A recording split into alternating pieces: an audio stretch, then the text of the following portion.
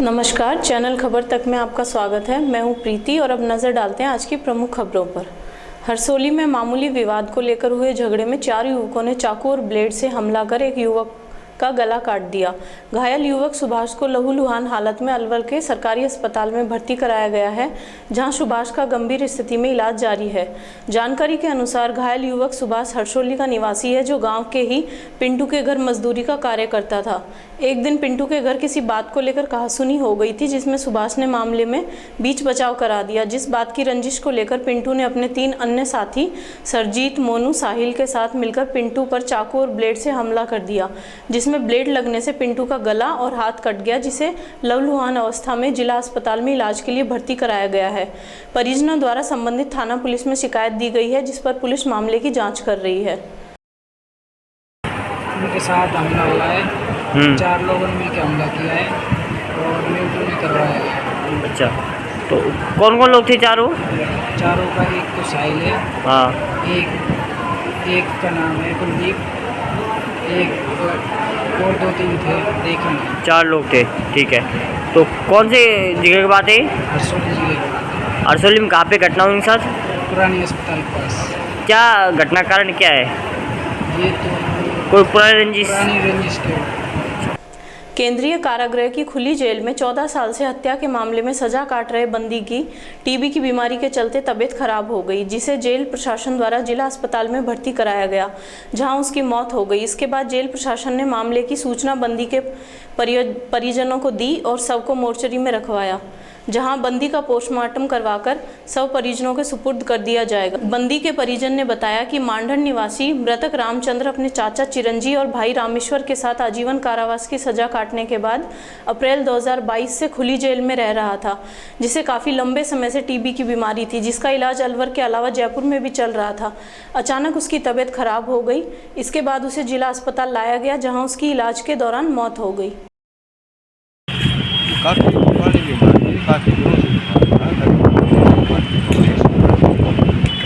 क्या बीमारी थी? कोई दमा की भी शिकायत थी, कुछ टीवी की भी शिकायत थी। अच्छा, तो कहाँ भर्ती कराए थे? भी यहीं से दवा खा रहे थे। कितने दिनों से? यहाँ से दवा चलते चलते। अच्छा, तो किस मामले में बंद थे ये? अंदर ओपन में थे नहीं, जेल में? ओपन। अच्छा। शादी समारोह में डीजे की बात को लेकर एक पक्ष ने दूसरे पक्ष पर जानलेवा हमला कर दिया, जिसमें दूसरे पक्ष की महिला सहित करीब 4 लोग गंभीर रूप से घायल हो गए, जिन्हें जिला अस्पताल में भर्ती कराया गया है, जहां उनका उपचार चल रहा है। घायल के परिजनों ने बताया कि सभी घायल सीकरी के कुकड़िया का बाद निवासी हैं, जो रिश्तेदारी में नौगांव के मुंदपुर गांव में शादी समारोह में शामिल होने गए हुए थे, जहां डीजे की बात को लेकर झगड़ा हो गया। इस दौरान फकरू, मगरू, साहिल और सरू सहित करीब 2 दर्जन से अधिक लोगों ने लाठी, डंडे और सरियों से उन पर हमला कर दिया, जिसमें मुफीद, आविद, रेशमी और निशिदा घायल हो गई। इस झगड़े में निशिता के दांत टूट गए, वहीं अन्य महिला का पैर फ्रैक्चर हुआ। पीड़ित के परिजनों द्वारा संबंधित थाना पुलिस में मारपीट की शिकायत दी गई है। शादी थी हमारे, जिसके दांत टूटे, रोड कटे हैं। ये हमारी भांजी थी, शादी में आई हुई। तो अचानक से आए, ये पहले मशवरा होया पड़ा था इनका। अचानक से तो गिर पत्थर लाठी जब मारपीट करी इनने, तो दो लड़के इनके सिर फूट गए। एक लेडीज के गूंठे में गूंठा टूट गया यहाँ से। वो लड़की के दांत टूट गए। रोड कौन लोग थे किन्होंने मारपीट की? गांव के थे सर, वो हमारे कोई उनकी वो भी नहीं थी। तो क्या क्या नाम है? नाम पता है? फकरू था एक, और एक मगरू था। 2 लड़के मगरू के। अच्छा, उनका नाम पता नहीं है। और कोई गांव का एक असरू था, एक आंसू। टोटल कितने लोग थे? कम से कम 20 लोग थे। और 20 लोगों ने हमला किया। किस चीज से हमला किया? पत्थरों से लाठियों से हमला किया था। अच्छा, कौन से गांव से गए थे आप? मोहनपुर करमला। मोहनपुर करमला। कौन से गांव से गए थे? मोहनपुर करमला, ये गाँव हमारा। चिकित्सा एवं स्वास्थ्य विभाग की ओर से जिले के 30 वर्ष से अधिक उम्र के लोगों की आभा आईडी बनाई जाएगी। 14 अंकों की यूनिक नंबर की आईडी में स्वास्थ्य से जुड़ा पूरा डेटा होगा। हेल्थ आईडी नंबर कंप्यूटर पर डालने अथवा QR कोड से स्कैन करने पर मरीज की बीमारी की पूरी हिस्ट्री स्क्रीन पर आ जाएगी। ऐसे में डॉक्टर को मरीज से बार बार बीमारी के बारे में पूछने और मरीज को बीमारी के दस्तावेज अस्पताल ले जाने की जरूरत नहीं होगी। इसे आयुष्मान भारत डिजिटल मिशन के तहत बनाया जा रहा है। जिले में 30 वर्ष से अधिक उम्र के 10,31,511 लोगों का नामांकन किया गया, जिनकी आईडी तैयार होगी। अलवर जिले में थाना गाजी में सर्वाधिक आभा आईडी बनी है, जबकि सर्वाधिक नामांकन के बावजूद अलवर शहर सबसे पीछे है। जो हमारी जो राज्य सरकार है उसका उद्देश्य है कि हर 30+ आदमी की एक यूनिक आईडी हो, जिसको कि आभा आईडी नाम दिया गया है। आभा आईडी से फ़ायदा ये होगा कि हमें हमारा जो खुद के जो पर्सनल डिटेल हैं और मेडिकल जो हिस्ट्री है उस आभा आईडी में रहेगी। बार बार हमें डॉक्यूमेंट्स को कैरी करने की ज़रूरत नहीं पड़ेगी और डॉक्टर को ये मालूम चल जाएगा कि पेशेंट ऑलरेडी कौन सी मेडिसिन ले रहा है, उसकी मेडिकल हिस्ट्री क्या है। सर, कब से शुरुआत होगी और किन लोगों को इसका फ़ायदा मिलेगा? जो विश्व तंबाकू निषेध सप्ताह है वो 25 मई से 31 मई तक होगा और जो फिट हेल्थ कैंपेन है, जो 100 डेज का जो कैंपेन है वो 17 मई से और 20 अगस्त तक चलाया जा रहा है। आभा आईडी का भी कोई समय नहीं है? आभा आईडी का वैसे तो कोई समय नहीं है, आप जब चाहे बनवा सकते हैं, बट अभी स्टेट गवर्नमेंट ने प्रायोरिटाइज किया है। इसको 3 चरण बनाए हैं। 3 चरणों में पहला जो चरण है वो 17 मई से 2 जून तक है, जिसमें कि पैरामेडिकल स्टाफ की आभा आईडी बनाई जाएगी, जिसमें ANM, LHV, CHO medical staff जो है। दूसरा चरण जो है 3 जून से 17 जून तक है, जिसमें गवर्नमेंट और सेमी गवर्नमेंट जितने भी स्टाफ हैं उनकी आभा आईडी बनाई जाएगी। और 18 जून से और 20 अगस्त तक जो टारगेटेड पॉपुलेशन है, जो हमारी जनसंख्या है, आबादी है, उसमें 30+ जो लोग हैं उनका आभा आईडी बनाने का कार्य स्टार्ट होगा 18 जून से 20 अगस्त तक। जिला प्रमुख एक बार फिर विवादों में घिरते नजर आ रहे हैं। अब की बार खैरतल थाने क्षेत्र के मातौर गांव की बुजुर्ग महिला ने अलवर जिला प्रमुख बलबीर छिल्लर सहित 6 जनों के खिलाफ मारपीट करने और संपत्ति में तोड़फोड़ कर कब्जा करने का मुकदमा दर्ज कराया है।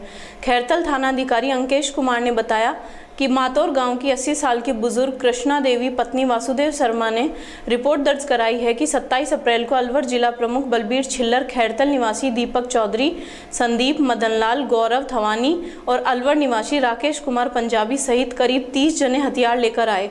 मातौर में उसके तिबारा, कोटड़ी और 4 दीवारों को JCB से तोड़ दिया। इस संपत्ति में उसका पुत्र और परिवार के लोग रहते थे। इसके अलावा परिवार के लोगों से मारपीट कर उन्हें घर से निकाल दिया। इन लोगों ने बच्चों का अपहरण कर हत्या करने की धमकी देते हुए बुरी तरह से मारपीट करते हुए उन्हें खींचकर घर से बाहर निकाल दिया। इन लोगों ने उनके घर को तोड़कर अपशब्द कहे और धमकी दी कि उन्हें जबरन कब्जा नहीं करने दिया तो बच्चों का अपहरण कर हत्या कर दी जाएगी। वहीं मौका स्थल पर दीपक चौधरी, संदीप चौधरी ने धमकाते हुए कहा कि बलबीर छिल्लर भूमाफियाओं का नेतृत्व करता है, यह सभी उसके आदमी हैं, पुलिस उनका कुछ नहीं बिगाड़ सकती। महिला ने रिपोर्ट में बताया कि उसे करीब 50 लाख रुपए की हानि हुई है। इस प्रकरण में इस्तगाशे में महिला ने बताया कि भिवाड़ी के पुलिस अधीक्षक के समक्ष स्वयं उपस्थित होकर अपराधियों के खिलाफ कार्रवाई करने की मांग की, लेकिन कोई कार्रवाई नहीं होने के कारण इस्तगाशा पेश किया गया है। वहीं इस मामले को लेकर जिला प्रमुख बलबीर छिल्लर ने कहा कि उसका इस मामले से कोई लेना देना नहीं है। राजनीतिक षड्यंत्र के चलते मेरे खिलाफ मामला दर्ज कराया गया है। पुलिस जाँच में सच सामने भी आ जाएगा। अलवर के पॉक्सो न्यायालय संख्या 4 ने एक अहम फैसला सुनाते हुए दुष्कर्म के आरोपी महेंद्रगढ़ निवासी कृष्ण कुमार को 10 साल की सजा और 20,000 रुपए के जुर्माने से दंडित किया है। विशिष्ट लोक अभियोजक अनूप खटाना ने बताया कि बानसूर थाना क्षेत्र अंतर्गत पीड़िता ने परिजनों के साथ उपस्थित होकर थाने पर रिपोर्ट दर्ज कराई कि पीड़िता 4 अगस्त 2020 को सायं करीब 4:30 बजे अपने पति के साथ खेत में बाजरे की फसल में खरपतवार निकाल रही थी।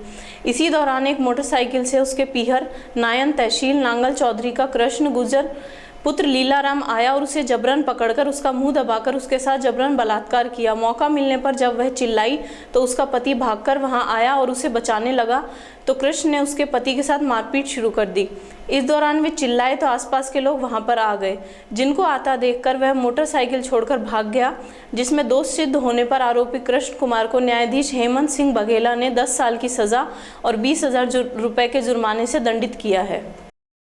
प्रकरण बानसूर थाने से संबंधित है 417/20, जिसमें अदालत श्रीमान द्वारा आज विशिष्ट न्यायाधीश महोदय हेमंत सिंह जी बघेला द्वारा आरोपी कृष्ण कुमार को 10 साल का कठोर कारावास व 20,000 रुपये से दंडित किया गया है। आरोपी द्वारा पीड़िता के साथ खेत में काम करते समय उस थोड़ी दूरी पर उसका पति भी उसके साथ में था और खेत में काम करते समय पीड़िता को पीछे से पकड़कर उसको अलग थोड़ा सा दूरी ले जाकर उसके साथ में बलात्कार किया गया था, और जिसमें अदालत श्रीमान द्वारा आज उसे 10 साल का कठोर कारावास व 20,000 रुपये से दंडित किया गया। अचानक बेमौसम की बारिश और तेज तूफान के कारण गोविंदगढ़ मोड़ के पास वाल्मीकि मोहल्ले में 2 मंजिल छत पर रखी पानी की टंकी पड़ोस के मकान पर आ गिरी, जिसके कारण गरीब व्यक्ति की छत पर लगी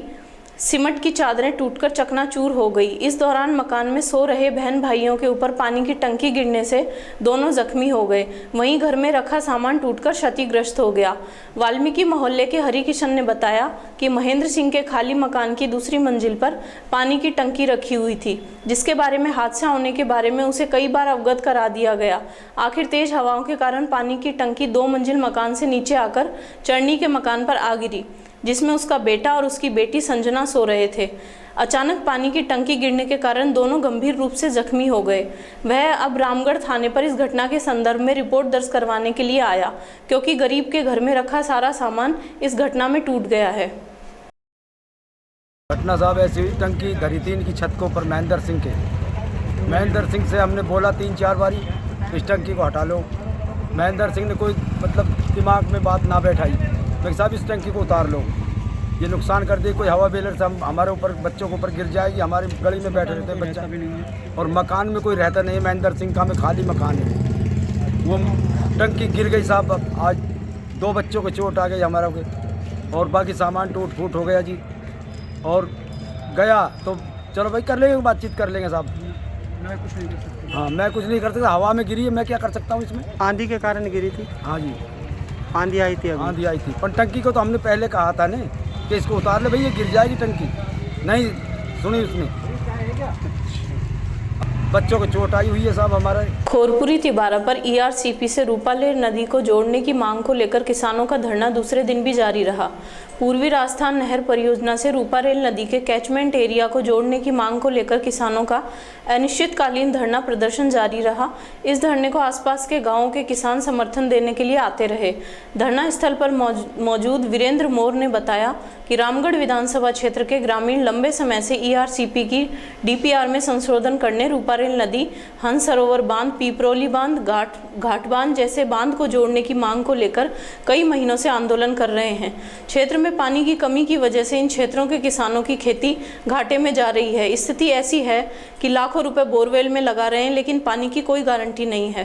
क्षेत्र का किसान बर्बादी की कगार पर पहुंच चुका है। भविष्य में उन्हें पानी की कोई उम्मीद नजर नहीं आ रही है।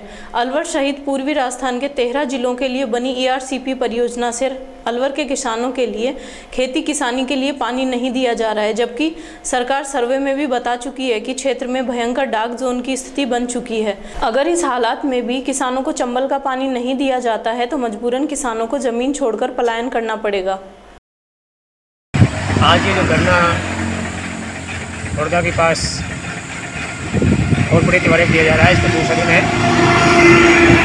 ये धरना जो दिया जा रहा है ये भारतीय किसान यूनियन छड़ोनी की ओर से दिया जा रहा है, लेकिन राष्ट्रीय लोकदल भी इसको किसानों का मुद्दा मानते हुए, किसानों के हित मानते हुए राष्ट्रीय लोकदल भी इसका समर्थन करता है और मैं समर्थन के उद्देश्य से आया हूँ।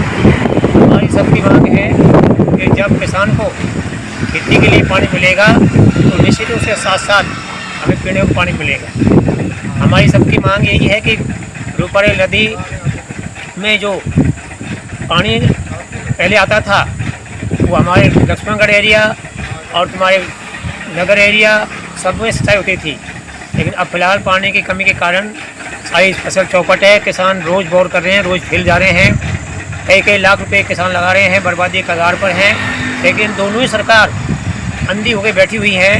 हमारी मांग है कि इसको राजस्थान सरकार DPR में रुपये नदी को जोड़े और साथ में केंद्र सरकार इसको राष्ट्रीय परियोजना घोषित करे, जिससे किसान का भला हो।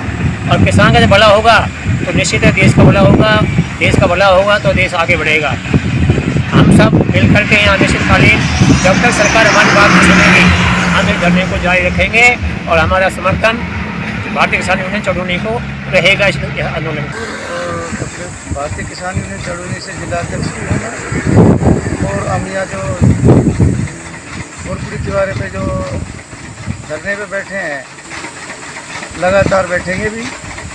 और ये हमारा मुख्य उद्देश्य है, इसमें जो पानी की मांग है हमारी, ये सिंचाई, सबसे पहले सिंचाई के लिए पानी मिलना चाहिए हमें। जो पानी सिंचाई के लिए मिलेगा उससे किसानों का उद्धार होगा और हम किसान हैं सभी, सबसे पहले किसान का काम होना चाहिए। पीने के पानी की ज़रूरत बाद में पड़ेगी, पहले हमें सिंचाई के लिए पानी की ज़रूरत पड़ेगी। इसलिए हमें, हमारी मुख्य मांग है कि ये जो DRC प्रोजेक्ट है इसमें पानी की प्राथमिकता सिंचाई के लिए पानी की होनी चाहिए। जो पानी जैसे समझ में आएगा उस पानी को मुख्य रूप से जो हमारे यहाँ की जीवन धारा है नदी, ऊपर एक नदी है, उस नदी को उससे जोड़ा जाए और उसमें पानी छोड़ा जाए जिससे सिंचाई के लिए पानी काम आ सके। विराटनगर विधानसभा क्षेत्र के छापड़ा कला में कर्नल राज्यवर्धन सिंह राठौड़ ने ग्रामीणों को संबोधित किया। छापड़ा कला में राठौड़ ने बताया कि भाजपा कार्यकर्ता और पदाधिकारी प्रधानमंत्री सड़क योजना, प्रधानमंत्री जल योजना, कश्मीर की धारा 370 और राम मंदिर के कार्यों के बारे में बताएं। वहीं छापड़ा कला की राजकीय स्कूल निर्माण के लिए कर्नल राज्यवर्धन सिंह राठौड़ ने अपने कोटे से 7 लाख रुपए दिए। इस दौरान पूर्व विधायक फूलचंद भिंडा, रत्ना कुमारी, हरिप्रसाद बलीवाल, पूर्व प्रदेश अध्यक्ष कुलदीप धनखड़ सहित अनेक गणमान्य लोग कार्यक्रम में उपस्थित रहे। आज राज्य सरकार के निर्देशानुसार पंचायत समिति पावटा की साधारण सभा का आयोजन रखा गया था, जिसमें यहाँ के पंचायत समिति सदस्यों द्वारा मीटिंग का बहिष्कार किया गया है और तय समय तक जो कोरम का अभाव रहा, इस वजह से इस बैठक को स्थगित किया गया है। बैठक में किन किन चीज़ों पर इफेक्ट पड़ रहा है पंचायत समिति सदस्यों के उपस्थित नहीं होने के कारण? आज की जो बैठक थी उसका मुख्य एजेंडे में राजीव गांधी जल संचय योजना को रखा गया था, क्योंकि उसका जो प्लान है उसका अनुमोदन यहाँ से होकर राज्य सरकार के स्तर पर जाना था, लेकिन उस प्लान का आज अनुमोदन नहीं हो पाया। अब इसका अनुमोदन नहीं होने के कारण ये काम अभी रुके हुए हैं। अब जो भी भविष्य में कार्रवाई होनी है वो राज्य सरकार के स्तर पर होनी है। हम आज यहाँ से रिपोर्ट जिला परिषद के माध्यम से राज्य सरकार को भेजेंगे। करीब 10 माह से हमारे पूरे राजस्थान में पंचायत समिति बहिष्कार चल रहा है। हमारे को जैसे मान लो कि 1995 से पहले पंच और सरपंच जैसे मान लो प्रधान का चुनाव करते थे, उसके बाद ये लागू किया पंचायत समिति सदस्य का, तो उसको मतलब मान लो कि जैसे कि हमारी कोई सुनाई नहीं हो रही। जब तक हमारी सरकार ये मांगे नहीं मानेगी जब तक हम ये बहिष्कार करते रहेंगे। समाचारों में वक्त हो चला है अब एक छोटे से ब्रेक का। आप देखते रहिए खबर तक।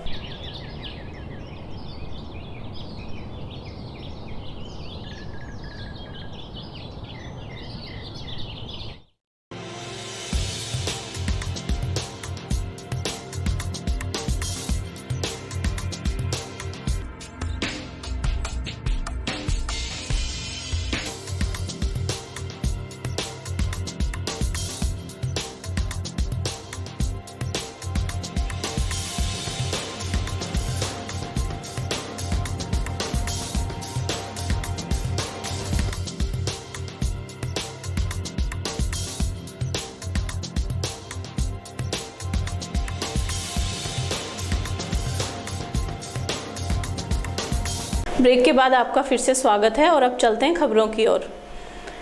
शाहजहांपुर थाना क्षेत्र के गूगल कोटा गांव में अर्धरात्रि को असामाजिक तत्वों ने 2 स्थानों पर रखे घरेलू ईंधन में आग लगा दी। आग लगने से घरेलू ईंधन जलकर राख हो गया। ग्रामीणों ने अपने स्तर पर आग पर काबू पाने की कोशिश की, मगर आग ने देखते ही देखते विकराल रूप धारण कर लिया। आग की सूचना पर नीमराना और बावल से दमकल गाड़ियां पहुंची, लेकिन तब तक सैकड़ों मन से अधिक घरेलू ईंधन जलकर राख हो गया। अनिल धानक ने बताया कि अर्धरात्रि लगभग 11 बजे असामाजिक तत्वों ने उसके और छोटे भाई रिंकू धानक का गांव के पोखर के पास 2 ट्रॉली से अधिक लकड़ियां सहित घरेलू ईंधन रखा हुआ था, जिसमें किसी ने आग लगा दी। उन्होंने आग पर काबू पाने की कोशिश की, लेकिन आग तेज हवाओं की वजह से पूरे ईंधन में फैल गई। तभी दूसरे स्थान करवाल में रखा रमेश धानक के ईंधन को किसी ने आग लगा दी, जिससे दोनों स्थानों पर रखा घरेलू ईंधन जलकर राख हो गया। हरियाणा के बावल सहित नीमराना की दमकलें मौके पर पहुंची, तब तक सैकड़ों मन से अधिक घरेलू ईंधन जलकर राख हो चुका था। खेड़ली कस्बे के महात्मा ज्योतिबा फुले स्कूल की छात्रा यशस्वी मीणा के 10वीं बोर्ड परीक्षा में राज्य स्तर पर तृतीय स्थान और अलवर जिले में अव्वल आने पर बुधवार को विजयी रैली प्रमुख मार्गों से निकाली गई। रैली में विद्यालय के छात्र छात्राओं ने डीजे पर नाचते हुए विद्यालय की प्रतिभाओं का स्वागत किया। वहीं कस्बे में जगह जगह विद्यालय व्यवस्थापक नंदराम सैनी और अव्वल प्रतिभाओं का मनोबल और उत्साह वर्धन करते हुए उनका माला और साफाओं से स्वागत सम्मान किया गया। आज हमने बच्चों के बोर्ड परीक्षा में अच्छी रैंक प्राप्त करने के लिए बच्चों का ये रैली का प्रोग्राम आयोजित किया है। हमारे बच्चों ने बोर्ड परीक्षा में सर्वश्रेष्ठ प्रदर्शन किया है। राज्य स्तर पर स्थान प्राप्त कर 98.50% उच्चतम प्रतिशत मार्क प्राप्त कर स्थान प्राप्त किया है। आज हम बच्चों का उत्साहवर्धन करने के लिए, प्रोत्साहित करने के लिए आज हमने बच्चों का ये रैली का प्रोग्राम आयोजित किया। भिवाड़ी स्थित राजकीय जिला अस्पताल परिसर में अतिरिक्त जिला कलेक्टर भिवाड़ी डॉक्टर गुंजन सोनी द्वारा बुधवार को एसी सहित मेडिकल उपकरणों का उद्घाटन किया गया। अस्पताल की आवश्यकताओं को देखते हुए इसके लिए भिवाड़ी की अग्रणी company Agarwal metal works private limited द्वारा x ray machine, ENT microscope, CBC blood testing machine आदि मेडिकल उपकरणों सहित एसी की व्यवस्था करवाई गई। Agarwal metal works private limited ने उक्त मेडिकल संसाधनों पर करीब 18.5 लाख रुपए का खर्चा किया है। संपूर्ण कार्यों की योजना एवं क्रियान्वयन में कंपनी के मुख्य प्रबंधक मयूर गुप्ता, दीपक संघी, प्रतीक जैन, अनिमेश जैन, नितिन जैन, मयूर जैन, प्रशांत शर्मा, पंकज चौधरी, BMA अध्यक्ष सुरेंद्र सिंह चौहान, सचिव जसबीर सिंह, अस्पताल के प्रमुख डॉक्टर KK शर्मा सहित चंद्रजीत की अहम भूमिका रही। इस अवसर पर कंपनी के प्रबंध निदेशक मयूर गुप्ता ने कहा कि उनकी कंपनी सामाजिक जिम्मेदारी के तहत शिक्षा, स्वास्थ्य एवं पर्यावरण क्षेत्र में अपना योगदान देती आई है एवं आगे भी इस प्रकार की जिम्मेदारी के लिए प्रतिबद्ध रहेगी। वहीं मुख्य अतिथि डॉक्टर गुंजन सोनी ने कहा कि कंपनी द्वारा किए गए उक्त कार्य अत्यंत सराहनीय हैं। इसी प्रकार अगर भिवाड़ी की अन्य कंपनियां भी अपना दायित्व समझते हुए आगे आएं और स्वास्थ्य और पर्यावरण क्षेत्र में सामाजिक जिम्मेदारी के तहत अपना योगदान दें तो भिवाड़ी में न केवल चिकित्सा सुविधाओं की बढ़ोतरी होगी बल्कि पर्यावरण भी अच्छा होगा। सुरेंद्र चौहान और सचिव जसबीर सिंह ने भी कंपनी द्वारा अस्पताल को मेडिकल संसाधन मुहैया करने पर आभार व्यक्त किया। उन्होंने कहा कि कंपनी इस प्रकार के सामाजिक दायित्वों को निभाने में सदैव आगे रहती है। कंपनी के मुख्य कार्यकारी अधिकारी दीपक संघी ने कार्यक्रम के अंत में मुख्य अतिथि और सभी गणमान्य अतिथियों का आभार व्यक्त किया। तो बेसिकली हमारा जो CSR इनिशिएटिव है अग्रवाल का, हमारी कोशिश है कि हम 3 एरियाज़ में डेडिकेटेडली हमारा CSR का खर्चा करें। एक है हेल्थ केयर, एक है एजुकेशन और एक है एनवायरनमेंट। तो आज जो था हमने जो भिवाड़ी का सिविल हॉस्पिटल है वहाँ पे हमने देखा कि भाई जो बेसिक इक्विपमेंट है एक आदमी के इलाज के लिए, जैसे एक्सरे मशीन है, CBC मशीन है, ये नहीं थी। तो हमने लेटेस्ट टेक्नोलॉजी की एक्सरे मशीन डोनेट की है भिवाड़ी सिविल हॉस्पिटल को, CBC मशीन करी है और काफ़ी अन्य इक्विपमेंट किए हैं। तो आज उसका उद्घाटन था, इसलिए हम सब यहाँ पे समूहित हुए थे। तो CSR एक्टिविटी के तहत कितने का बजट था, कितने की मशीनें, कितनी लागत थी? तो देखिए CSR का हमारा जैसे जो अगर हम आज के विषय की बात करें तो हमने करीब लगभग 20 लाख रुपया खर्चा किया है भिवाड़ी सिविल हॉस्पिटल के लिए। और ये हमारा वन टाइम नहीं है, हम आगे भी जैसे अस्पताल को या स्कूल को जो भी ज़रूरतें होंगी हम आगे सालों में भी इसको करते रहेंगे। अग्रवाल मेटल्स ने हॉस्पिटल में कुछ इक्विपमेंट्स दिए हैं इसमें एक एक्सरे मशीन है और एक ब्लड जांच की मशीन है और एक जो है वो ENT ऑपरेशंस में काम आने वाली मशीन है। पहले हॉस्पिटल में डिजिटल एक्सरे की सुविधा नहीं थी। अब अग्रवाल मेटल ने जो मशीन दी है उससे यहाँ पर डिजिटल एक्सरे शुरू हो गया है।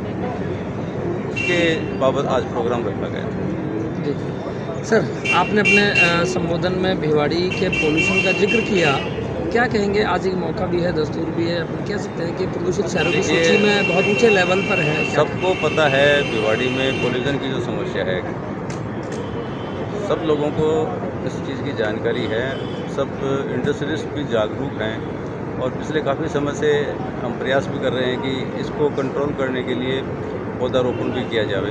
ये एक मेन चीज़ है। तो पिछले साल भी CO बीड़ा और इंडस्ट्रियलिस्ट सबने मिलकर, उद्योगपतियों ने सबने मिलकर, नगर परिषद ने मिलकर काफ़ी संख्या में पेड़ लगाए थे। अब बारिश का मौसम आगे आ रहा है, जहाँ कुछ और संभावना है वहाँ और पेड़ लगवाएंगे। तो पेड़ लगाने से प्रदूषण पर काफ़ी कुछ नियंत्रण पाया जा सकता है। इसके अलावा पिछले साल एक काम और किया था कि जो खुली जगह हैं, कच्ची ज़मीनें हैं, वहाँ पर जो है वो इंटरलॉकिंग टाइल्स लगवाई गई थी, जिससे कि धूल नहीं उड़े। और जो हमारा पॉल्यूशन कंट्रोल डिपार्टमेंट है उसके थ्रू हम प्रयास कर रहे हैं समय समय पर कि जो कंपनी इन नियमों का पालन नहीं करती है उन पर भी कार्रवाई। लंबे टाइम से आप भिवाड़ी में हैं, इस पॉल्यूशन का मुख्य कारण आपके एक्सपीरियंस के अनुसार क्या माना जा सकता है? देखिए, पॉल्यूशन का कारण तो चूँकि इंडस्ट्रियल एरिया है और इंडस्ट्रियल एरिया में तो पॉल्यूशन होगा ही। ये बात अलग है कि उस पॉल्यूशन को कंट्रोल करने के लिए इंडिविजुअली जितने प्रयास किए जाने चाहिए उसमें कहीं पर कमी रहती है तो उन प्रयासों को और करवाएं। पिछले समय IIT रुड़की की एक रिपोर्ट के अनुसार बताया गया था कि इंडस्ट्रीज का पॉल्यूशन कम और टूटी हुई सड़कें जो है उनके कारण पॉल्यूशन ज़्यादा होता है। आपकी इस बात से मैं सहमत हूँ। मैंने आपसे कहा भी कि पिछले साल भी हमने जहाँ कच्ची जगह थी वहाँ पर इंटरलॉकिंग टाइल्स लगवाई थी और जो भी सड़कों का अभी ये पाइपलाइन डालने का काम चल रहा है, इसलिए वर्तमान में रिको एरिया में भी काफ़ी सड़कें टूटी हुई है। प्रयास कर रहे हैं कि उनकी रिपेयरिंग भी जल्दी हो, उनका निर्माण भी जल्दी से जल्दी हो। ये अग्रवाल मेटल को मैं साधुवाद देना चाहूँगा कि जो एक समाज के लिए और भिवाड़ी के लिए एक बहुत ही अच्छा काम किया, जो हॉस्पिटल में मशीन डोनेट की। तो लगभग इसमें जिम्मेदारी की बात है, कई बार कुछ उपकरण तो दिए जाते हैं लेकिन वो रख रखाव और देख रेख के बगैर वो रह जाते हैं। वैसे तो जिम्मेदारी दी गई है? वैसे जिम्मेदारी तो प्रशासन की, लेकिन अभी जैसे कुछ सामने कुछ बातें ऐसे आई हम एक ऐसी मॉनिटरिंग टीम बनाएं जो 2 महीने 3 महीने बाद में इंस्पेक्शन करे क्या ये काम सुचारू रूप से हो रहा है नहीं हो रहा है। उसके लिए BM एक तत्पर सहयोग देगी और इस ढंग की कमेटी बना के हम डे बाई डे इंस्पेक्शन करने की कोशिश करेंगे और हॉस्पिटल को अवगत कराएंगे। जो ये आपके साथ में बहुत सारे उद्योगपति हैं, बहुत सारे संगठन हैं, उनके लिए क्या संदेश आप देना चाहेंगे? आम जनता की भलाई के लिए इस तरह का सहयोग करते रहें। जनता के लिए जो हमारे यहाँ सब उद्योगपतियों को मैं यही कहना चाहूँगा कि शिक्षा के लिए, एनवायरनमेंट के लिए और अपने मेडिकल के लिए जो भी CSR में सहयोग है वो पूरा सहयोग दें और भिवाड़ी की उन्नति के लिए अच्छा कार्य करें। खैरतल कस्बे के खैरतल किशनगढ़ मार्ग पर पानी को लेकर महिलाओं ने जाम लगा दिया। इस क्षेत्र में पिछले कई दिनों से पानी नहीं आ रहा था। इसे नाराज बसिया की ढाणी की महिलाओं ने सुबह 10 बजे आधा घंटे तक रोड जाम कर दिया, जिसकी सूचना पर खैरतल थाना प्रभारी अंकेश कुमार, उप तहसीलदार रामकिशन वर्मा और जलदाय विभाग JN पटवारी संदीप मिश्रा मौके पर पहुंचे। इस दौरान महिलाओं से काफ़ी समझाइश की गई। इसके बाद नायब तहसीलदार ने सरपंच को फ़ोन कर पानी के टैंकरों की व्यवस्था करने को कहा। इसके बाद महिलाओं ने जाम हटाया। वहीं जरड़िया गांव में लग रहे राहत कैंप में बसिया की ढाणी की अनेक महिलाएं पानी की समस्याओं को लेकर SDM से जाकर मिली। अच्छा, 1-1.5 साल हो गई, बोर खराब हुए हमारे। अच्छा, नहीं तो पानी आता। टैंकर वाला सरपंच कहते हैं भी टैंकर भेजेंगे, 5-5, 6-6 दिन हो जाए, टैंकर भी नहीं भेजता वो। अच्छा। और उसकी दुकान पर जाते हैं तो वो भी ये कहता है कि मैं नहीं जानता तुमको। सरपंच बोलता है ये बात? क्या नाम है सरपंच का? अशोक। कहाँ के रहने वाले हो? क्या नाम है आपका? बस एक ढाणी था, 1.5 गाँव। अब आपने जाम लगाया, क्या समस्या का समाधान क्या हुआ आपकी? क्या बोले अभी तहसीलदार? बोल रहा है कि आपको पानी टाइम आएगा। कौन बोल रहा है? ये बोल रहा है तहसीलदार जी। और दादा रेड़ा बसई ढाणी के लोगों ने पानी की समस्या को लेकर जाम लगाया था। समझाइश कर खुलवा दिया गया है और वहाँ पर टैंकर की व्यवस्था करा दी गई है। और उनके साथ साथ खैरतल में वार्ड नंबर 27 के लोगों ने भी पानी की समस्या बताई है। जहाँ पर टैंकर की व्यवस्था पहले से चालू भी है और स्थायी रूप से टैंकर लगाए जाएंगे। और नया बोर के लिए जयन साहब के PhD जयन साहब को कह दिया गया, नया प्रस्ताव बना कर देंगे ताकि स्थायी रूप से इनकी समस्या हल हो सके। बड़ौदा मेव कस्बे के समीपवर्ती गांव टोडरी के मंगल आश्रम पर नींव रख सत्संग भवन के हॉल का भूमि पूजन युवा नेता जय आहूजा द्वारा किया गया। आश्रम के महंत ब्रह्म मुनि ने बताया कि बुधवार को आश्रम पर नींव रखकर हॉल का भूमि पूजन मुख्य अतिथि जय आहूजा द्वारा किया गया। इस दौरान आयोजित हुए कार्यक्रम की अध्यक्षता मंदिर के महंत ब्रह्म मुनि द्वारा की गई। वहीं विशिष्ट अतिथि मंडल अध्यक्ष राजेंद्र मिश्रा और शिवम शर्मा रहे। ब्रह्म मुनि ने बताया कि इस मंदिर में रामगढ़ के पूर्व विधायक ज्ञानदेव आहूजा ने काफ़ी सहयोग किया है। इस मंदिर में पूर्व विधायक और युवा नेता जय आहूजा की काफ़ी आस्था है। इस सत्संग भवन का निर्माण जय आहूजा द्वारा कराया जा रहा है। आज मंगल उदासीन आश्रम हमारे आदरणीय ब्रह्ममुनि जी महाराज जहाँ के महंत हैं टोडली ग्राम में सत्संग भवन के हॉल का भूमि पूजन हुआ है। हम जैसे भक्तों की ओर से महाराज श्री को बहुत बहुत बधाई। ये कार्य शुरू करवाने की सौभाग्य से मुझे भूमि पूजन करने का अवसर मिला। मेरे हाथ से 5 शिलाएं रखवाई गई। समस्त हिंदू समाज जो आसपास के इलाके का है उनको मैं कहूँगा कि मेवात में बीचों बीच धर्म की ध्वजा लिए खड़ा ये आश्रम और हमारे महंत ब्रह्ममुनि जी, इनको अधिक से अधिक सहयोग करें, साधन से, व्यवस्था से, रुपए से, पैसे से, जिससे कि आश्रम का निर्माण हो, जल्दी से जल्दी हो। हमने भी अपनी ओर से जो अधिकतम हमारी क्षमता है उसको भी क्रॉस करके आश्रम के लिए ये काम करवाने का प्रयास कर रहे हैं। और आप सभी हिंदू समाज के लोगों से मेरा आग्रह है कि महाराज श्री की दोनों हाथ खोल के, पूरा दिल खोल के, तन मन धन से सेवा करें और आश्रम के अंदर जो निर्माण कार्य हो रहा है उसमें सहयोग करें। धन्यवाद। यहाँ उदासीन मंगल आश्रम पर जय आहूजा के द्वारा एक बहुत बड़ी सहायता इनकी इस भवन में जो सत्संग भवन बन रहा है उसमें है। तो जय आहूजा साहब ने आकर के भूमि पूजन जो उसका किया है और इनका सहयोग हमारे ज्ञानदेव आहूजा साहब जो विधायक रहे रामगढ़ के, उनका इस आश्रम के लिए बहुत ही स्नेह है, बहुत सहयोग रहता है पहले से ही। और फिर उसी परंपरा को निभा रहे हैं हमारे जय आहूजा जी। इनका भी आश्रम से बहुत बड़ा स्नेह है, प्रेम है और इनके हाथों से आज हमने नींव का शुभारंभ कराया। गोविंदगढ़ कस्बे स्थित न्यायालय परिसर में न्यायिक मजिस्ट्रेट और समस्त एडवोकेट्स द्वारा पक्षियों के लिए परिंदे बांधे गए, जिससे यहां बेजुबान पक्षी भीषण गर्मी में पानी पीकर अपना जीवन बचा सकें। इस दौरान न्यायिक मजिस्ट्रेट संतोष मीणा ने गर्मी के मौसम में बेजुबान पशु पक्षियों की प्यास बुझाने के लिए लोगों से आगे आने की अपील की और आह्वान किया कि घर की छत और पेड़ों पर परिंदे लगाएं, जिससे कि इन बेजुबान पक्षियों की प्यास बुझ सके। वहीं एडवोकेट सतीश शर्मा ने कहा कि गर्मी के मौसम में प्रत्येक व्यक्ति को जो भी स्थान उपयुक्त लगे वहां पर परिंदे लगाएं। इसके साथ ही पक्षियों के लिए चुग्गे की व्यवस्था करें, जिससे कि इन बेजुबान पक्षियों के लिए भोजन और पानी की व्यवस्था हो सके। इस दौरान न्यायिक मजिस्ट्रेट संतोष मीणा, एडवोकेट सतीश शर्मा, सोहनलाल सैनी, मनीराम सैनी, चंद्रकांत शर्मा, रईस खान, अमृतलाल सैनी, मोहन भगवती, सद्दाम खान सहित अनेक एडवोकेट्स उपस्थित रहे। आज गर्मी के मौसम को देखते हुए माननीय न्यायिक मजिस्ट्रेट संतोष मीणा जी के द्वारा 5-6 परिंदे इस तहसील परिसर में लगाए गए, जिससे पक्षियों के लिए इस भीषण गर्मी में पानी मिल सके। और कल पर अंतर्राष्ट्रीय पर्यावरण दिवस था, उसके उपलक्ष्य में भी यहाँ पर न्यायालय परिसर में पेड़ लगवाए गए थे। हमारा सभी आम जनता से ये निवेदन है कि ऐसे जगह पर जहाँ पानी पक्षियों को नहीं मिल पाता वह परिंदे लगवाएं और अधिक से अधिक पेड़ लगवाएं। पॉक्सो न्यायालय संख्या 1 ने 2 सगी बहनों से दुष्कर्म के मामले में 4 आरोपियों को आजीवन कारावास के साथ साथ 70 हज़ार रुपए के अर्थदंड से दंडित किया है। यह सभी हार्डकोर अपराधी हैं। सभी आरोपियों के खिलाफ दिल्ली NCR में 30 से 40 मामले विभिन्न धाराओं में दर्ज हैं। सरकारी वकील ने बताया कि 21 जुलाई 2017 की रात को चारों आरोपी बहरोड क्षेत्र में हाईवे के नज़दीक एक घर पर पहुंचे। वहां रात के अंधेरे में टॉर्च की लाइट से घर के लोगों को उठाया और उसके बाद घर में घुसकर वहां मौजूद पांचों लोगों को बंधक बना लिया। इसमें 2 लड़कियां, एक लड़का और उनके माता पिता शामिल थे। माता पिता और लड़के के हाथ बांधकर दूसरे कमरे में पटक दिया और वहां मौजूद दोनों बहनों के साथ दुष्कर्म किया। इस दौरान आरोपियों ने घर में लूटपाट करते हुए घर में रखे हुए पैसे, जेवरात और सामान लेकर फरार हो गए। वहीं गुड़गांव न्यायालय ने एक मामले में चारों आरोपियों को 20-20 साल की सजा सुनाई है। इस पर साल 2018 में अलवर पुलिस शिनाख्त परेड पर लेकर अलवर पहुंची। यहां इनकी शिनाख्त परेड करवाई गई। पीड़िता ने सभी आरोपियों को पहचान की। इस पर पुलिस ने हेमंत उर्फ धर्म, राजवीर, मुन्ना और विनय को गिरफ्तार कर जेल भेजा। इस मामले में 24 गवाहों के बयान करवाए गए। साथ ही न्यायालय में 67 दस्तावेज पेश किए गए। रात के समय में 4 लोग आए जी।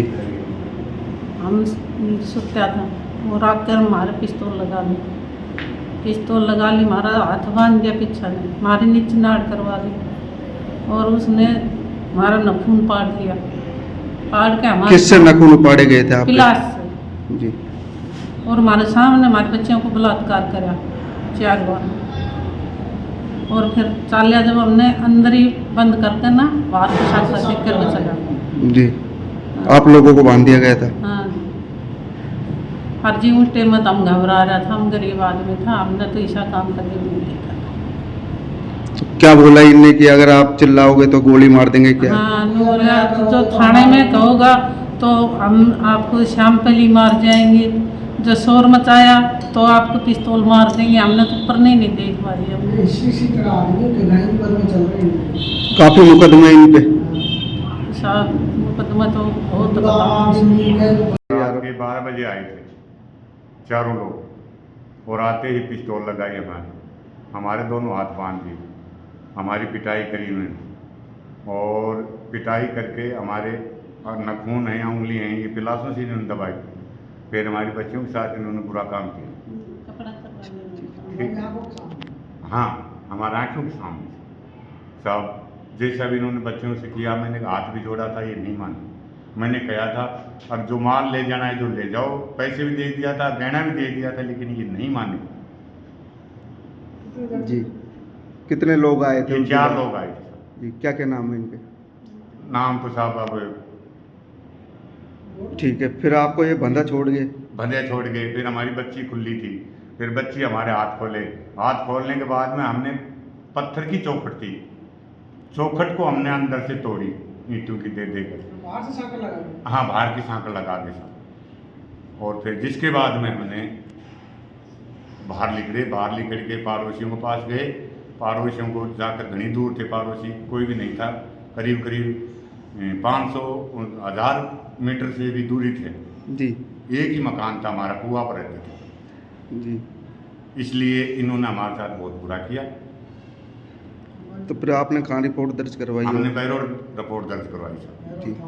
बैरोड थाने में करवाई। आज किस तरह का फैसला न्यायालय ने दिया गया है? और अब फैसला तो साहब करे हैं, मालिक करे हैं, जैसा भी करा जैसा हमारे।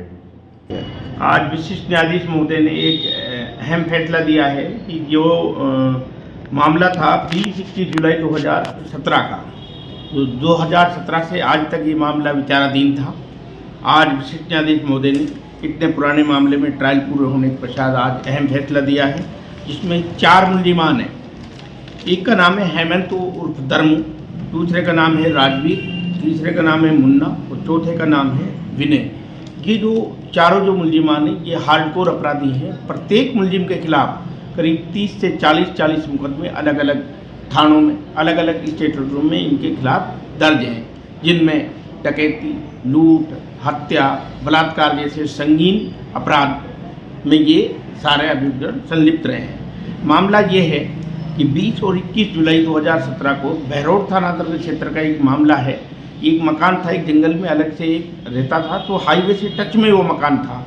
तो रात को 12 बजे ये 4 लोग जाते हैं और सारे जो परिवारजन, करीब 5 या 7 या परिवारजन उस परिवार में थे, वहाँ जाकर ये टॉर्च से उनको ऊपर टॉर्च डालते हैं, वो जगते हैं और जगने के बाद में ये हाजिर होते हैं। हाजिर होने के बाद में सबको अलग अलग कमरों में, 2 वहाँ कमरे बने हुए थे, बकरी के लिए ग्वाड़ा बना हुआ था और उसमें ले जाकर इनके हाथ पैर उन्होंने बांध दिए। 2 जो पीड़िता इस केस में थी, 2 पीड़िता, उनको माँ के बाप के और भाइयों के समक्ष उनके कपड़े उतरवाए गए और उन्हीं के सामने इन चारों ने उनके साथ ये घिनौना कृत्य किया, दुष्कर्म किया बच्चियों के साथ में। ये जो अभियुक्त हैं ये तब से ही फरार चल रहे थे। 28/11/2018 को इनको किसी हरियाणा की किसी जेल से इनको लाया गया, तब इन्होंने इस वारदात को कबूल किया कि हाँ हमने वहाँ भी घटना को अंजाम दिया है। कॉल डिटेल्स निकाली गई, आइडेंटिफिकेशन हुआ, जेल में इनका सबको पहचान करने के बाद में आज प्रोसिक्यूशन साइड से 24 गवाह और 67 दस्तावेजों को परीक्षित कराने के पश्चात दोनों पक्षों की दलील सुनने के पश्चात विशिष्ट न्यायाधीश महोदय ने सभी अभियुक्तगणों को आजीवन कारावास और 70-70 हज़ार रुपये के जुर्माने से दंडित किया गया है। ये जो अभियुक्तगण हैं ये पहले भी सजा याफ्ता मुलजिमान हैं और गुड़गांव से एक कोर्ट से इनको 20-20 साल की सज़ा ऑलरेडी इनको बुली हुई है, जिसके ये परीक्षा उसी में ये चल रहे हैं। आज ये इनका दूसरा एक हमारे कोर्ट से विशिष्ट न्यायाधीश महोदय ने ये आज इनको फैसला सुनाया है। किन के द्वारा ये फैसला सुनाया गया?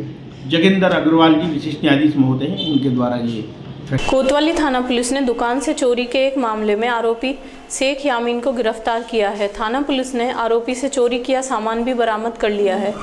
कोतवाली थाने के हेड कांस्टेबल नमो नारायण ने बताया कि परिवादी मुंशी बाजार निवासी मकबूल हुसैन ने कोतवाली थाने में रिपोर्ट दर्ज कराई कि उसकी दुकान में कार्य करने वाला कर्मचारी शेख यामीन दुकान से करीब 72 ग्राम सोना चोरी कर ले गया, जिसके संबंध में यामीन के परिचितों से पूछताछ की गई। वहीं घटना के बाद से आरोपी यामीन का फ़ोन बंद आ रहा है, जिस पर पुलिस टीम का गठन किया गया और मामले में तत्परता दिखाते हुए आरोपी शेख यामीन को श्री माधोपुर सीकर से गिरफ्तार कर लिया। आरोपी ने दुकान से सोना चोरी करने का जुर्म स्वीकार कर लिया। वहीं आरोपी की निशानदेही पर चोरी किए गए 72 ग्राम सोने में से करीब 21 ग्राम सोने को बरामद किया गया है। ये मामला ये है कि मकबूल हुसैन मुंशी बाजार द्वारा एक मुकदमा थाने पर दर्ज करवाया गया है कि मेरी दुकान में काम करने वाले मेरे कर्मचारी शेख यामीन द्वारा मेरे 72 ग्राम सोने की चोरी करके ले गया है, जो फरार है, जिसको हमारे द्वारा श्री माधोपुर सीकर से लाकर यहाँ पूछताछ की गई तो उसने अपना जुर्म कबूल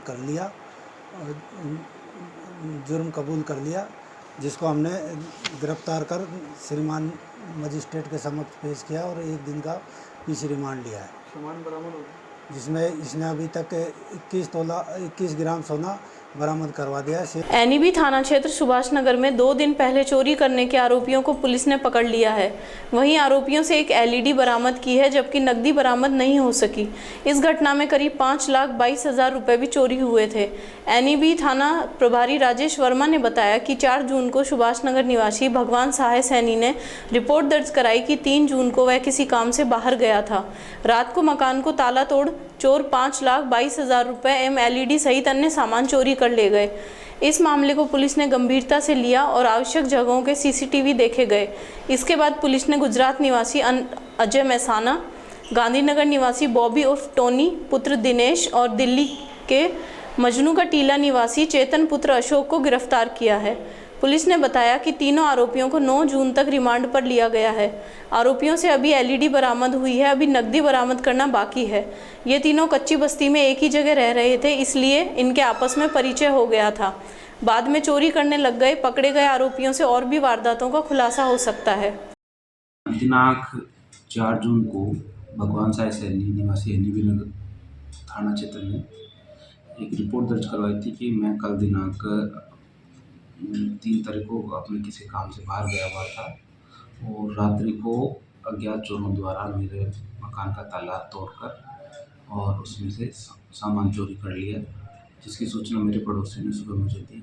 मैंने वापस आके संभाला तो मेरे एक एलईडी टीवी, 13 बंडल तार और 5,22,000 रुपये नकद चोरी होने की रिपोर्ट दर्ज करवाई थी, जिस पर कार्रवाई करते हुए मुखबिर की सूचना से हमने 3 व्यक्तियों को गिरफ्तार किया है, जिसमें से एक का नाम अजय, ये जो महसाना गुजरात का रहने वाला है, दूसरा वो भी है, ये गांधीनगर का रहने वाला, और तीसरा है चेतन, ये मजनू का टीला दिल्ली का रहने वाला है, खाना बदूस है और फिलहाल फतेह सिंह गुंबद के पास में कच्ची बस्ती में रह रहे हैं, जिन पर कार्रवाई करते हुए इनके कब्जे से एक एलईडी बरामद की गई है और इनको कोर्ट में पेश किया गया है और दिनांक 9 तारीख तक ये पुलिस रिमांड पे है।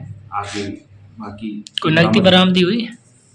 नकदी भी कोई बरामद नहीं हुई। नकदी के बारे में तीनों आपस में एक दूसरे को जानते कैसे हैं? मतलब दूर दूर के रहने वाले हैं? तीनों कच्ची बस्ती यहाँ पे फतेह सिंह मोहम्मद में एक ही जगह रह रहे हैं। अलवर सरस डेयरी चेयरमैन विश्राम गुर्जर के खिलाफ सरस दुग्ध संघ के 12 में से 6 डायरेक्टर विरोध में उतर आए हैं। यही नहीं, चेयरमैन पर कई करोड़ रुपए की गड़बड़ी करने, हर दिन 3 से 4 लाख रुपए कमीशन लेने और लाखों रुपए की मिलावट खुद के स्तर पर कराने के गंभीर आरोप लगाए हैं। इनका कहना है कि उनके पास सबूत हैं कि पहले मिलावटी दूध पकड़ा, फिर उसी दूध को सही बता 25 लाख रुपए का भुगतान कर दिया। तभी तो बोर्ड की मीटिंग केवल एक बार ही हुई है। वे मजबूरी में कोर्ट में जाने की तैयारी में हैं। इस गड़बड़ी और भ्रष्टाचार के कारण पशुपालकों को मोटा नुकसान हुआ है। किसानों के नाम पर लिया लोन का करीब 7 करोड़ रुपए का कोई हिसाब ही नहीं मिला है। डायरेक्टरों ने कहा कि एक समिति जिसका कोड नंबर 1194 है उसका दूध मिलावटी बताया, फिर बाद में उसके दूध का भुगतान कर दिया गया, जिससे साफ है कि कमीशन लेकर मिलावट को सही बता देते हैं। समिति का पहले 25 लाख रुपए भुगतान रोक दिया था, बाद में पूरा पैसा जारी कर दिया गया, बाद में टैंकर चालू कर दिया। इसके अलावा 25 से 30 हज़ार लीटर दूध की जगह पानी मिलाते हैं, इसके सबूत भी हैं। डेयरी संचालन के लिए दिसंबर में 65 करोड़ रुपए का लोन लिया, जिसमें 8 करोड़ रुपए का कोई अता पता नहीं है। किसानों को केवल 57 करोड़ रुपए का भुगतान किया गया है। किसान संबल योजना का 3 से 4 करोड़ रुपए किसानों के खातों में नहीं गया है, कई निजी खातों में पैसा गया है। डेयरी एमडी के खिलाफ 1 करोड़ 44 लाख रुपए की रिकवरी का मामला चल रहा है। छोटी डेयरी के पास कम दूध होता है, लेकिन मिलावट कर उसे बढ़ा दिया जाता है। 15 दिन के दूध के बदले आधा घी देते हैं, कमीशन के घी को रख लेते हैं। इन्होंने खुद की गाड़ी लगा रखी है, एक कैन दूध फैलाकर उनका अलग समिति से दूध भिजवा देते हैं। यही नहीं, सरकारी गाड़ियां निजी काम में लगी हैं। सरकार की ओर से पशुपालक को 5 रुपये अनुदान मिलता है, आधा पैसा किसान को मिलता है, आधा किसानों के खाते बदलकर खुद के लोगों के पास पैसा जाता है। संबल योजना के पैसे में बड़ी गड़बड़ी है। बहुत से खाते ऐसे हैं जहां से दूध नामात्र भी नहीं आता है। डेयरी में भी कर्मचारी मिल गए हैं। डायरेक्टर का कहना है कि अब तक केवल एक बार मीटिंग हुई है, जबकि नियम है कि सरस दुग्ध संघ के बोर्ड की बैठक नहीं हो रही है। डायरेक्टर का कहना है कि अब तक केवल एक बार मीटिंग हुई है, जबकि नियम है कि हर 3 महीने में बैठक कराई जाए। लेकिन अब 12 में से 6 डायरेक्टर कैलाश मीणा, रामफल गुर्जर, शिवराम मीणा, अजीत यादव, सुनीता खंडेलवाल, कमला देवी हैं। ऐसे में बोर्ड की मीटिंग लगातार निरस्त होने पर आगे चेयरमैन की कुर्सी पर भी संकट आ सकता है। वहीं इन आरोपों पर चेयरमैन विश्राम गुर्जर का कहना है कि यह सब निराधार है, मनगढ़ंत आरोप हैं। मेरे आने के बाद मिलावट रुकी है, खुलकर कार्रवाई की है। इनके डराने से मिलावटियों के खिलाफ कार्रवाई बंद नहीं की जा सकती। यह जनता को पता है सरस दूध की गुणवत्ता कितनी बड़ी है। संचालक मंडल के सदस्य के नाते हमने जो किसानों के साथ जो अन्याय हो रहा है, फैट काटी जा रही है, दूध घटाया जा रहा है, दूध फैलाया जा रहा है, पता नहीं वो सही है या गलत है। दूध को जो फैलाया है तो कोई ना कोई कारण होगा क्यों फैलाया गया। सेक्रेटरी आकर पूछते हैं, कह देते हैं मिलावट हो गई। इस तरह की जो भाषा, जो दुर्व्यवहार जो किसान लोगों से किया जा रहा है, उससे हम बहुत दुखी होकर, हर आदमी हमसे भी कुछ ना कुछ उम्मीद रखता है। तो मैं भी वहाँ इस सोसाइटी, इस दुग्ध संघ का पहले 13 साल तक लगातार चेयरमैन रहा हूँ। उसके नाते मुझे भी लोग जानते हैं और वो लोग मेरे पास आते हैं अपनी समस्याओं को लेकर। और उनकी समस्याओं को लेकर जब हम लोग बात करते हैं तो ये कहा जाता है कि नहीं, आप जो कुछ कह रहे हो उसका कोई समाधान नहीं हो सकता। इसलिए हम दुखी होकर हमने इस मीटिंग का बहिष्कार किया है।